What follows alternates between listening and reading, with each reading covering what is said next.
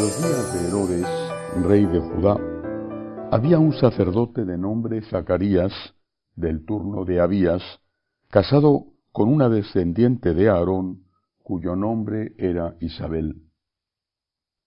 Los dos eran justos ante Dios y caminaban sin falta según los mandamientos y leyes del Señor. No tenían hijos porque Isabel era estéril y los dos eran de edad avanzada. Una vez que Zacarías oficiaba delante de Dios con el grupo de su turno, según la costumbre de los sacerdotes, le tocó en suerte a él entrar en el santuario del Señor a ofrecer el incienso. La muchedumbre del pueblo estaba fuera rezando durante la ofrenda del incienso. Y se le apareció el ángel del Señor de pie a la derecha del altar del incienso. Al verlo, Zacarías se sobresaltó y quedó sobrecogido de temor. Pero el ángel le dijo: «No temas, Zacarías, porque tu ruego ha sido escuchado. Tu mujer Isabel te dará un hijo, y le pondrás por nombre Juan. Tú llenarás de alegría y gozo, y muchos se alegrarán de su nacimiento, pues será grande a los ojos del Señor. No beberá vino ni licor. Estará lleno del Espíritu Santo ya en el vientre materno y convertirá muchos hijos de Israel al Señor su Dios. Irá delante del Señor con el espíritu y poder de Elías, para convertir los corazones de los padres hacia los hijos y a los desobedientes a la sensatez de los justos, para preparar al Señor un pueblo bien dispuesto». Zacarías replicó al ángel: «¿Cómo estaré seguro de eso? Porque yo soy viejo y mi mujer es de edad avanzada». Respondiendo, el ángel le dijo: «Yo soy Gabriel, que sirvo en presencia de Dios. He sido enviado para hablarte y comunicarte esta buena noticia. Pero te quedarás mudo, sin poder hablar, hasta el día en que esto suceda, porque no has dado fe a mis palabras, que se cumplirán en su momento oportuno». El pueblo que estaba aguardando a Zacarías se sorprendía de que tardase tanto en el santuario. Al salir no podía hablarles, y ellos comprendieron que había tenido una visión en el santuario. Él les hablaba por señas porque seguía mudo. Al cumplirse los días de su servicio en el templo, volvió a casa. Días después concibió Isabel, su mujer, y estuvo sin salir de casa 5 meses, diciendo: «Esto es lo que ha hecho por mí el Señor, cuando se ha fijado en mí, para quitar mi oprobio ante la gente». Palabra del Señor. Gloria a ti, Señor Jesús. Dos lecciones de este anuncio del nacimiento de San Juan Bautista. La primera es que Dios tiene un plan, la providencia divina. Dios tiene un plan. Y cada uno de nosotros forma parte de ese plan de Dios.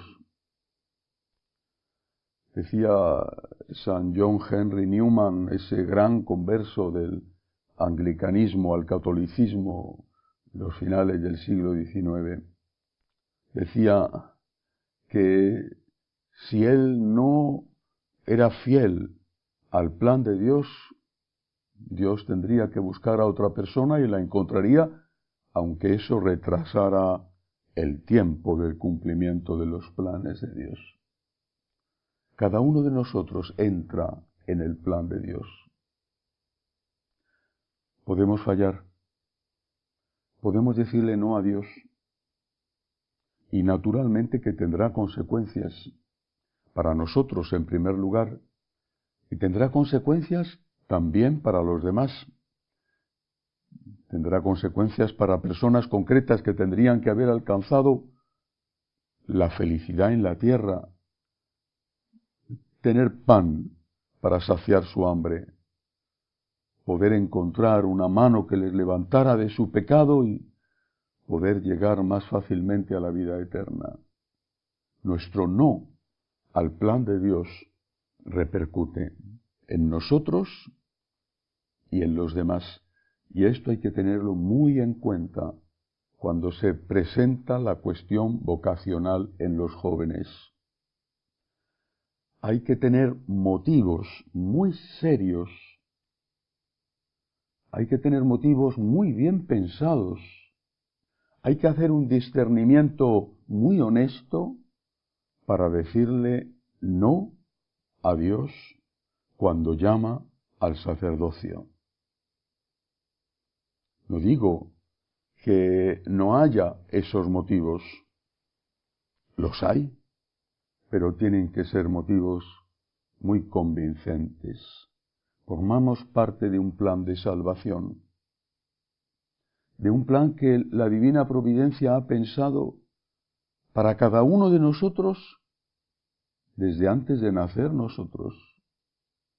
Decirle no a Dios por egoísmo, por pereza, porque no quieres líos, tiene consecuencias para nosotros porque nunca encontraremos la felicidad, encontraremos fragmentos de felicidad, tiempos de felicidad, pero la felicidad, la capacidad de llenar tu corazón, de darle sentido a tu vida, eso, en el fondo lo sabemos todos, solo lo puede dar Dios.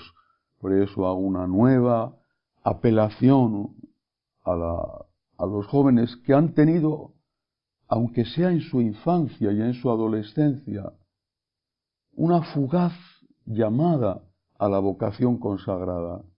Hago una apelación para que lo vuelvan a pensar. Si tienen la oportunidad todavía, forman parte del plan de Dios para la salvación suya, para la felicidad de mucha gente, para la salvación del alma de muchos. Primera lección de la enseñanza de San Zacarías, que al final aceptó el plan de Dios. Segunda enseñanza de esta lección.